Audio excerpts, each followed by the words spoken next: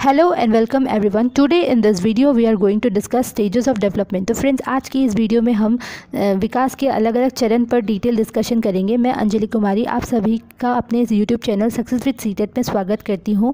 इससे पहले मैंने आपके साथ चैप्टर 1 का और भी इम्पॉर्टेंट टॉपिक्स जैसे growth and development, types of development, इन सभी पर डिटेल डिस्कशन किया है। अगर आप सभी ने मेरे उस वीडियो को नहीं देखा है तो लिंक आपको डिस्क्रिप्शन बॉक्स में मिल जाएगा, आप वहां से जाके उस वीडियो को चेकआउट कर सकते हैं। और साथ ही सारे चैप्टर्स के जो नोट्स है वो भी मेरे टेलीग्राम चैनल पर अवेलेबल है और लिंक आपको टेलीग्राम चैनल का भी डिस्क्रिप्शन बॉक्स में मिल जाएगा। तो आइए स्टार्ट करते हैं।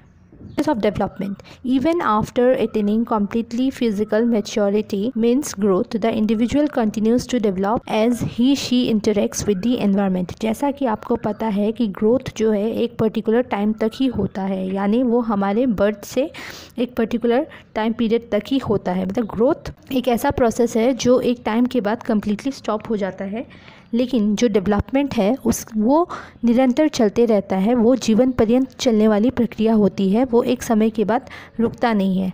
तो यहाँ पे इस पॉइंट पे यही मेंशन किया हुआ है कि जब एक इंडिविजुअल पूरी तरह से फिज़िकली डेवलप हो भी जाता है, यानी एक जो छोटा बच्चा है वो पूरी तरह से फिज़िकली मैच्योर हो जाता है, फिर भी जो उसका जो डेवलपमेंट है वो कॉन्टीन्यूसली चलते रहता है जैसे जैसे वो अपने वातावरण के साथ संपर्क में आता है। यानी हम सभी मनुष्य एक सामाजिक प्राणी है, वो हर दिन सब कुछ जो है अपने एनवायरनमेंट के साथ कनेक्ट करके सीखता है। सेम केस जो है एक बच्चे के साथ भी होता है। जब वो एक बच्चे का जन्म होता है तो वो भी एनवायरनमेंट में यानी अपने आसपास के वातावरण के कांटेक्ट में आता है और वहीं से लोगों के साथ संपर्क में आकर सभी चीज़ों को बेहतर तरीके से सीखता है। The process of child's development is mainly classified into 5 stages. यानी एक बच्चे का जो विकास होता है उसको हमने 5 यानी 5 चरणों में डिवाइड किया है एक बच्चे के विकास को। तो आइए देखते हैं कौन कौन से हैं वो पॉइंट्स। तो the very first point is prenatal period, second is infancy, third is early childhood, fourth is later childhood and fifth is adolescence. तो एक बच्चे का जो डेवलपमेंट होता है वो 5 भाग में हमने उसको क्लासीफाई किया है।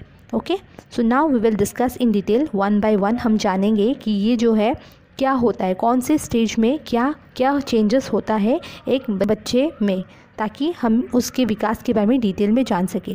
सो now 1 prenatal period. Okay, the period of 9 months before birth comes under prenatal period. यानी ये वो टाइम होता है, प्री नेटल पीरियड एक ऐसा टाइम पीरियड है जिसमें एक बच्चा जन्म होने वाला होता है, यानी उसकी बर्थ हुई नहीं होती है।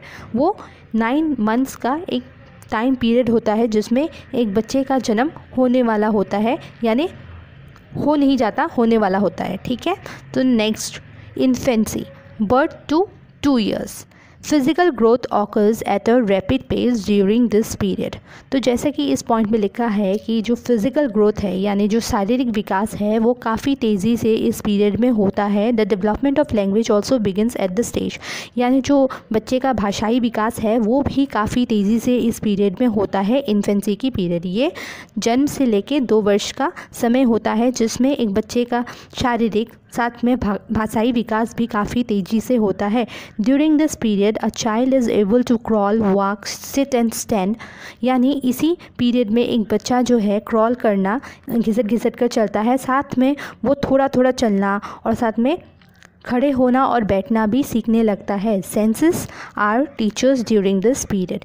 यानी इस समय जो बच्चा है वो अपने आसपास की चीज़ों को छूकर देखकर फील करता है। वो अपने आसपास की चीज़ों की समझ बनाता है। ठीक है, सेंसेस।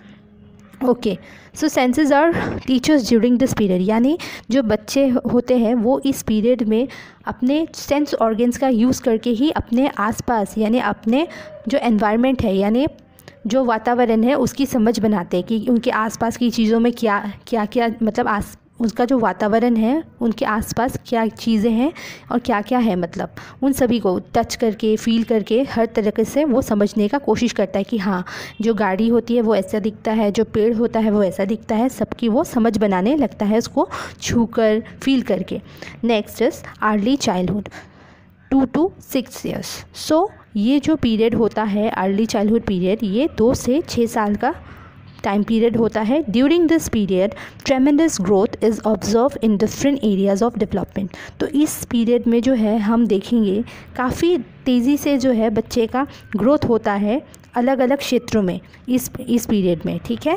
यानी बच्चे की जो विकास होती है और साथ में जो ग्रोथ होता है, दोनों में ही काफ़ी हमें तेज़ी देखने को मिलती है। A child likes to walk independently at the stage. तो इस समय जो बच्चा होता है वो इंडिपेंडेंटली काम कर सकता है। जैसे कि आप देखेंगे कि इन्फेंसी पीरियड में जो बच्चा है वो अपनी छोटी छोटी चीज़ों के लिए भी एडल्ट पर डिपेंडेंट होता है। यानी अगर उसे पानी पीना है तो भी वो एडल्ट के ऊपर ही डिपेंडेंट होगा। लेकिन धीरे धीरे जैसे वो बच्चा अर्ली चाइल्डहुड यानी पूर्व बाल्यावस्था पर पहुँचेगा तो उसको जो है उसका ज्ञान होने लगता है। उसको जो है मतलब जब एक बच्चा अर्ली चाइल्डहुड पीरियड पे पहुंचता है तो उसे जो है वो हर चीज़ों के लिए अपने एडल्ट पर डिपेंडेंट नहीं होता। यानी जैसे उसे पानी पीना है या फिर उसे चॉकलेट खाना है, चॉकलेट टेबल पे रखा हुआ है तो वो खुद ही जाकर वो खा लेगा या फिर वो एक गिलास पानी पी लेगा। वो ऐसा नहीं करता जैसे इन्फेंसी पीरियड में वो टोटली वो डिपेंडेंट होता है अपन एडल्ट्स फॉर देयर अगर उसको एक गिलास पानी भी पीना है तभी भी वो उसके लिए भी खुद से वो नहीं ले सकता वो पानी। उसे किसी और को वो किसी तरीके से इशारा करेगा या कुछ करेगा तब जाकर किसी को समझ आएगा कि हाँ उस बच्चे को पानी चाहिए। लेकिन अर्ली चाइल्डहुड पीरियड में वो क्या होता है, एक तरह से इंडिपेंडेंट होना स्टार्ट कर देता है, वो अपना काम थोड़ा बहुत खुद करने लगता है। It is a sensitive period for language development. यानी ये जो है एक बहुत ही अच्छा पीरियड होता है लैंग्वेज डेवलपमेंट के लिए। इस समय जो है बच्चे का भाषाई विकास काफ़ी तेज़ी से होता है। And children are egocentric at the stage. यानी जो बच्चा होता है वो इस पीरियड में ईगोसेंट्रिक होता है। यानी उसे सिर्फ अपने आप से मतलब होता है। उसे ऐसा लगता है कि जो चीज़ उसे पसंद है वो पूरे दुनिया में सभी लोगों को पसंद है। उसको ऐसा नहीं लगता कि हाँ अगर उसको मतलब पिंक कलर पसंद है तो उसको ऐसा लगता है कि जो उसके आसपास के लोग हैं उसका भी फेवरेट कलर जो है वो पिंक ही होगा, ठीक है। वो मतलब उसे सिर्फ अपने से मतलब होता है। अगर वो रास्ते में चल भी रहा होता है तो उसे लगता है कि हाँ सब लोग उसे ही देखेंगे, मतलब जिस तरह से ऐसी फीलिंग उसके पास आती है। उसको अपने आसपास के लोगों से कोई मतलब नहीं होता, उससे ऐसा हीरो वाली फीलिंग आती है इस स्टेज पे। Next is letter childhood, 7 to 11 years. तो ये जो लेटर चाइल्डहुड पीरियड होता है ये एक बच्चे का 7 से 11 वर्ष का समय होता है। The period between 7 to 11 years comes under letter childhood period. यानी जो ये 7 से 11 वर्ष का समय है वो लेटर चाइल्डहुड पीरियड के अंदर आता है। The child modifies and acquires skill and also learns new skill. यानी इस पीरियड में जो एक छोटा बच्चा होता है वो अपने पहले उसने जो भी चीज़ें एक्वायर की है, जैसे कि उसने जो चीज़ सीखा है कि हाँ हमें जो है गुड मॉर्निंग बोलना है। जैसे एक बच्चे ने गुड मॉर्निंग बोलना सीखा है तो वो लेटर चाइल्डहुड पीरियड में उस चीज़ को देखेगा कि हाँ हमें कब गुड मॉर्निंग बोलना चाहिए, मतलब उसको पूरी अच्छी तरीके से रियलाइज़ हो जाता है। जैसे एक छोटा बच्चा होता है उसे अगर आप थैंक यू बोलेंगे तो वो हर चीज़ में आपको थैंक यू बोलेगा। लेकिन जब वो एक बच्चा लेटर चाइल्डहुड पीरियड में पहुंच जाता है तो उसे अच्छी तरीके से पता चल जाता है कि हाँ उसे कब थैंक यू वर्ड का यूज़ करना है, कब सॉरी वर्ड का यूज़ करना है, कब गुड मॉर्निंग कब गुड इवनिंग बोलना है। लेकिन एक छोटा बच्चा जो होता है उसको इतनी अच्छी तरीके से नहीं वो मतलब समझ पाता, वो कभी कभी जो है थोड़ा बहुत गलती कर देता है। और बेसिकली जो भी चीज़ें उसने सीखी होती है, अगर उसने कुछ चीज़ों को मतलब सुन लिया था, इन्फेंसी मीन्स जो अर्ली चाइल्डहुड पीरियड है। जैसे कि अगर मान लीजिए कि एक छोटा बच्चा होता है जब वो अर्ली चाइल्डहुड पीरियड में है तो वो हो सकता है कि वो एक कुत्ते को भी जो है बिल्ली समझ ले या फिर बिल्ली को कुत्ता समझ ले। लेकिन जब वो लेटर चाइल्डहुड पीरियड में आता है तब उसे अच्छे तरीके से पता चल जाता है कि हाँ जो कैट या फिर डॉग हम किसे कहते हैं और दोनों में क्या फ़र्क होता है। इस चीज़ की समझ वो जो है लेटर चाइल्डहुड पीरियड में बहुत अच्छी तरीके से बना लेता है। Creativity starts at this age. यानी जो बच्चे की क्रिएटिविटी होती है, जो उसकी मतलब जो बच्चा है वो out of the box thinking करने लगता है। यानी ऐसा नहीं होता कि जैसे उसको कुछ ड्राइंग करनी है तो वो अपने मन से ही सोच के उसको अच्छे तरीके से बना लेगा। वो उसको ड्राइंग करना है तो वो अपनी कल्पना, उसकी जो कल्पना शक्ति होती है वो भी काफ़ी मीन्स इस टाइम पर स्टार्ट हो जाती है। लेटर चाइल्डहुड पीरियड में एक बच्चे की क्रिएटिविटी यानी कल्पना शक्ति स्टार्ट हो जाती है। This period is also known as troublesome age. तो लेटर चाइल्डहुड पीरियड जो है उसे हमने ट्रबलसम पीरियड का नाम दिया है। यानी इस टाइम पर जो बच्चा है वो थोड़ा सा ट्रबल रहता है, यानी कंफ्यूज रहता है। Experiences acquired during this period influence the child through out his life.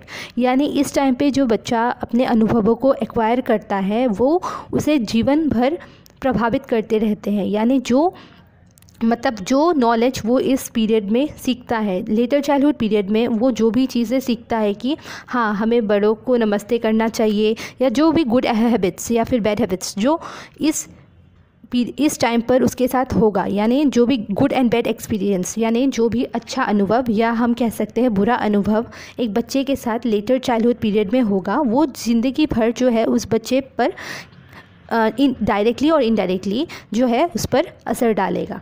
तो इसीलिए जो लेटर चाइल्डहुड पीरियड होता है ये भी एक बहुत ही इंपॉर्टेंट पीरियड होता है एक बच्चे के विकास में। Next is adolescence. Adolescence is an important period for cognitive development.